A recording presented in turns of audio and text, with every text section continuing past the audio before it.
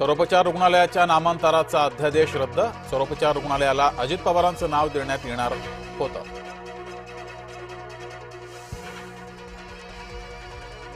राज ठाकरेंच्या सभेसाठी भव्य व्यासपीठ. शिवाजी पार्कातील मेळाव्याची तयारी अंतिम टप्प्यात.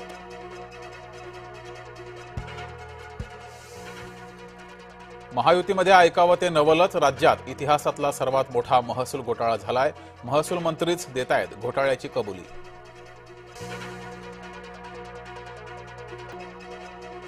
नाशिकातला ज्योतिषी बलात्काराच्या गुन्ह्यात अटकेत अशोक खरातला 24 मार्चपर्यंत पोलीस कोठडी.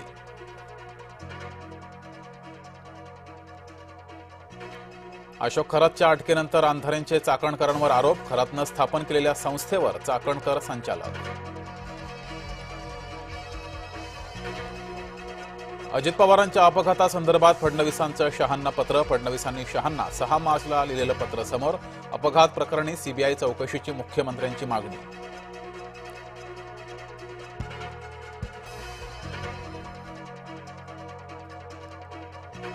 महायुतीकडून उशिरानं का होईना आश्वासनपूर्ती. पहलगाम पीडितेच्या वारसाला अखेर नोकरी. आसावरी जगदाळे आता पुणे पालिकेमध्ये अधिकारी पदावर.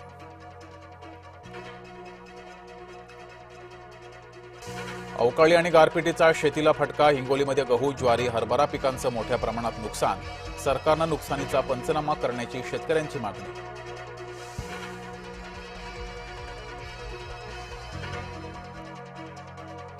मुख्यमंत्री देवेंद्र फडणवीस दिल्लीला रवाना. केंद्रीय संचलन समितीच्या बैठकीला उपस्थित राहणार.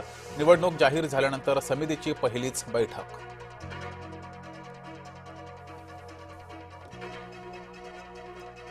अकोल्यामध्ये ठाकरे गटाचे 6 पैकी 4 नगरसेवक शिवसेनेत. अकोल्यामध्ये ठाकरे गटाकडे उरले फक्त 2 नगरसेवक. शिंदेंच्या ठाण्यातील नंदनवन निवासस्थानी झाला पक्षप्रवेश.